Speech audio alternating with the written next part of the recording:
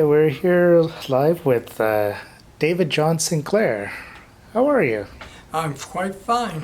And where are we today? We're in the Living Energy Spiritual shop on Danford, 1775 Danford Avenue. And this is a new shop, isn't it? This is a new shop. We're down further, but this is the new shop. From what I can see, it's actually looking pretty nice. Well, thank you. I work with spirits, and friends and people help me too, and customers came in to help. Wow, wow. You've been a psychic or a reader for a long time, haven't you? Yes, I have. I started my first seeing. My mother called me a seer or a visitor person, but seeing was at 5 years old in 1948. Oh, wow. Yeah. So what made you get into reading people? My mother was a card reader and a teacup reader, and her family designed the Grand Master cards in Scotland, Europe in the 12th century, and the Roslyn Chapel in Scotland and the Knights Templars. Oh, wow. So your family history goes way back then. Way back. Yeah. But I believe everybody has some ability, and some people and some family are more out forward in it, and other ones just didn't push it. Okay. So when someone comes in for a reading, how do you get ready for the reading? Do you do anything special? Not really. I just wait. When a person comes in, I greet them, and I don't want to know anything about them, their name, nothing about them at all, nothing about their personal life or their public life. I want to do the reading. I don't want to be overfluenced or ask things or have them tell me anything. I just want to greet them, sit them down, and start the reading. Right, right. And do you use tarot cards in your reading, or I'm a seer, so I use tarot. I do not use them as a tarot card reading. I use them to see things, to transcend. Matter of fact, I don't know what one tarot card means or the other. I never read a book on it or learned that way. I learned to be a seer. Which is a little bit different than a lot of people. Right? Yes, because you focus in, and then you have on one side is talking to you, or you're picking up feelings from the spirit world, and we are spirits, and the other side is me, and it's not so bright. It's the side that when I believe if a person listens to thoughts more, thoughts come to us. We don't have thoughts. And I also believe we think and analyze, and that's where we make mistakes. I make a lot of mistakes just by thinking about things or analyzing it. So I go with more thoughts than thinking or analyzing. Right, right. Now, every time I come see you, you always got these great stories, and I know one of your favorite stories is with Chief Dan George. Yes, Chief Dan George I met and read, and I became his best friend. He chose me. I read him, and then the very next evening, I was working on another hotel, and I didn't tell him where I was. Chief Dan George, his daughter Irene, and Joe Alec, his son-in-law, came in, and I was surprised. I was going to work at midnight, and he looked at me, and he picked up on it. He was a seer. He says, I'm a pretty smart Indian. I scouted you down and found you, and that. So he found me, and he said, and you're going to work at midnight tonight, but I'm going to ask your boss to let you have the night off to be my guest of honor. And he meant it. The first time I ever took work off, I went out, had a wonderful time. He sang country western music for me. I reached in my back pocket to pay for the beer at the bar we were sitting, and he reached in my hand and put it beside me, and he says, you're my guest. If you preach in and bring your wallet out, it would be an insult. So he says, you have to let me treat you and pay. And I said, yep. And I put my hands like that and sat there. Then he sang country western. He was a soft-spoken man, just like he was in the movies. And I met him. I read him. I did not read him about the movie. He put down, I read very close to his life. And he was a very spirit person. and he was a very wise person. He was one thing, First Nation now, which it is called, we should be proud of him. He says, if you talk to animals, they'll talk to you. That's true. I talk to animals, I've always have. So that's one thing people should learn, spirits everywhere. That's amazing. So talking to animals, can you tell me a little bit more about that and how they talk to you or you talk to them? You talk through we all have, our brain is a computer. You can call it a brain, you can call it a mind, but it's a computer. And it took me a long time to realize I was a boy that sat in school with a dunce hat. I never learned to read and write. I only listened to thoughts that come to me from the spirit world, and we are spirits. So our brain is a computer. So you feed your computer with your eyes, what you see, and then you know what it is. You feed it what you hear, then you know what it is that way. You feed it with a smell. Oh, that smells like, and you heard the word bacon. Oh, that's bacon. Then you know that. Touch it, you learn. There's many ways, but there's one thing that runs your computer, and it runs on it, and it's called a motherboard. Oh, my friend laughed his head off when I came out of bed and I came up with that, but I didn't. The spirits told me it's your navel. It was hooked up to your mother, which is a mothership, and it's still. So what you do, you hook your computer with the animal. They're thinking, you're thinking, turning to thoughts, and your computers connect. I drove up to a house a while back, a long time ago in Ontario, and it was my partner's sister's house, and a little golden retriever came running up, bouncing at a patio window, and then she came out and she said, you see, you met my dog. And I said, yeah, he's telling me he has a back problem. He wasn't showing it, and she believed me, and she went and found out it had a back problem. So we connect computers, and we connect through thoughts, not thinking. Thinking turns to thoughts. Yeah, interesting. I remember one of the other stories you're telling me about driving people home. Yes, one time my mother and we connect. I connected to my mother. You can connect to people. You can connect your computer with them. And she was going for a serious operation, and then a few years later, then she got through that, so we connected for that. Then another time, I was in BC living, and I was out there in 1971. I phoned her for her birthday, and then my spirits were telling me that my mother had passed away November the 15th, 1972.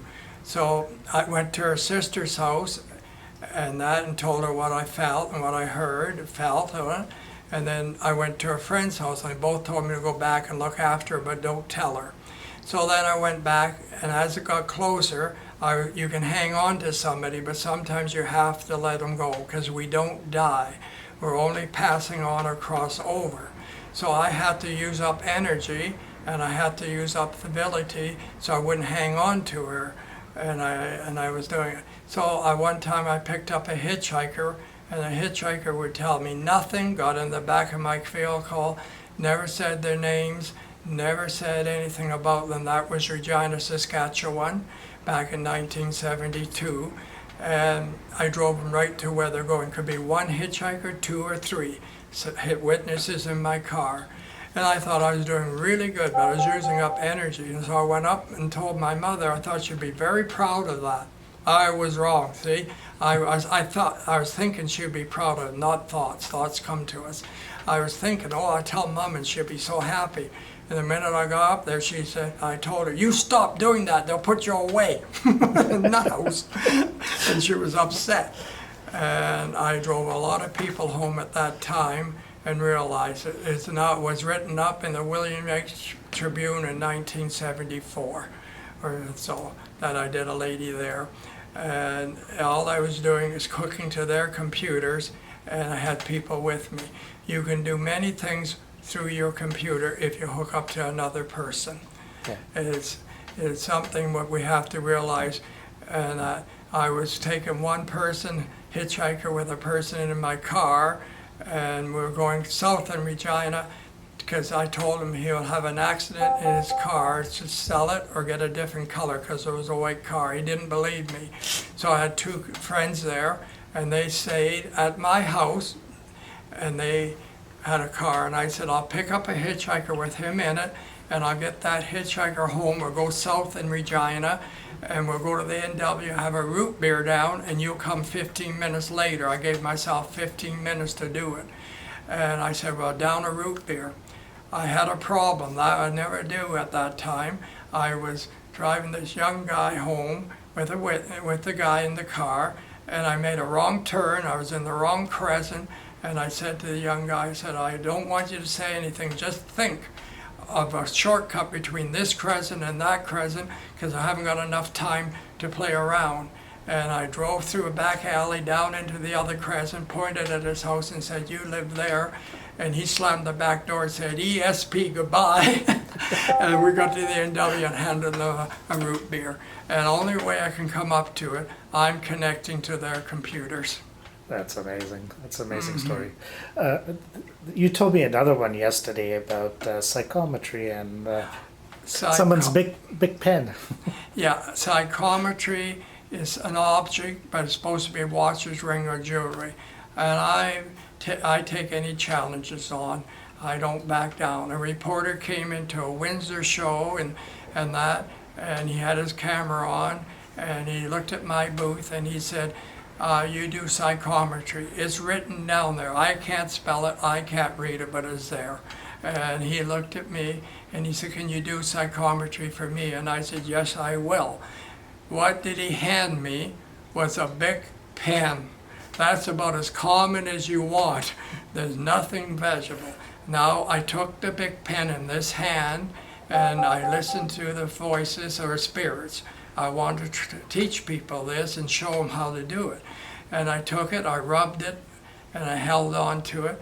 And then I looked at him and I said, this pen does not belong to you.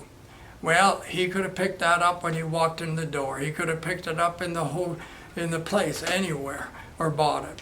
He didn't say a thing. He was a good reporter, and he didn't blink an eye or say nothing. So I thought, well, I'll go a little farther, and I rubbed it again, and I felt it, and I picked it up, and I said, this pen belongs to your roommate. He's a businessman, and he has dark hair. He said nothing again, no blink, no nothing. I'm way off base or I'm on. I trust my spirits. We are spirits, so I trust the spirits. So I said, I'll try one more. And then I took it and rubbed it, and I looked at him, and I said, and he's not fat like you. And I said, oh, that's it. I got too far. And then as a good reporter he stood in front of the camera like a lot of reporters, and he said, this is not my pen. Then he went on and he said, this belongs to my roommate. He has dark hair and is a businessman. Then he said, he is rather thin. I just said, oh, he's a darn good reporter. He got around all that. I shouldn't have said that in the first place, because I was a little pissed off by then. But in the end, you got the reading pretty accurate. Yeah, and that was done in Windsor. Yeah. Now, you do a lot of other things as well. I remember you talking to me about palm reading. Yes, I read palms. I don't read the palms like other ones. I never read a book again. And in the palm book, I wrote one. I'm holding it back. I won't put it on the market yet. I've been holding it back for a long time. I eventually should do it. And I read it, and I named it, You Got the Whole World in Your Hands. Yes, when I went to church, it helped me learn about palmistry, and that because they had a song, He Had the Whole World in His Hands, so that got me interested. I met a lady named Ann Shadlack when I was 9, and she was a palmist. I didn't realize she was also a Jehovah's Witness, but she read palms. So I kind of worked on that. Then later I was reading palms, like I was taught by her a bit, and then went on, and I was only reading one palm. And then I thought, well, you got 2 hands. How come I'm not reading 2? Well, I switched to reading 2 hands, and it actually wrecked me for a while, because I didn't realize the 2 hands, what was different. And there's an old saying out there, and I heard it, the right hand doesn't know what the left hand's doing, and it's true. One hand's going to talk to me in your personal life, and the other hand's going to talk to me in your public life. So we have two lives, so I had to have two different stories. Then I heard there's a lifeline, and I hear other things. There is none. There is a body line and there's spirits. And how high level your spirit is or how low your spirit is will tell me, and your body. So it takes body and spirit to make life. That's amazing. And the hands changes. So your readings are pretty well rounded. You do a little bit of everything then. I do not everything. I don't do numerology, astrology. That's not in my spiritual. It's a science, but it's okay. It's part of our world, but it's more science, more of that. I deal with spirits, and we deal with the hands, cards, and psychometry, and that. Back in 1973, I was reading people in Penticton, and I was doing a lot of readings there. And the King of Morocco sent a Learjet over to pick me up to come to live in a castle. I didn't go. I didn't even know where Morocco was. They studied me for 7 days, and I watched them studying me, and I knew they were because they made one mistake. I was sitting outside in a hotel reading. That wasn't bad, but when I was outside, I was facing the Okanagan Lake reading people, and they were sitting every different direction, every different day, but they never once faced the lake. They kept facing me. So I knew they were watching me, not the lake. Most people go out there be facing the lake. Mm-hmm. And I had a cousin that I knew that would pass away, and she did the next year, and I had to stay to look after her. She passed away with leukemia. I predicted her 3 years before that she'd get very sick and have a slim chance. And she went the next year. We tried everything to save her, and she's okay. She's fine. She's in the spirit world. It's amazing. No, I could do this all day. I know you've got stories after stories Life after is stories. a storybook. But definitely, I really want to thank you for your time. And I want to thank you too. I appreciate it, and anybody can come and visit, and everybody's teachers and everybody learns. Some people can learn other things. I'm only learning to read now, and I hate to say it because I'm using Facebook, and it's making me read, making me learn. You're never too old to learn. No, you're never too learn to know. But I don't want to learn everything. I don't know everything, and I'll never will. And at my age, I haven't got enough time to learn things I don't need to know or learn. I don't need to know how to fix a computer or even run one. I don't have one. I gave them away. I want to know more about the spirit and spirit world, and more like that. And the highest spiritual people on earth are ones that will communicate or can communicate with animals. And anybody can get there. When you get that high, you're a very high spirit. Okay. So just in closing, name of your store again? Living Energy Spirits at 1775 Danford Avenue, Toronto. Perfect. Thank you so much for your time, David. And thank you for coming.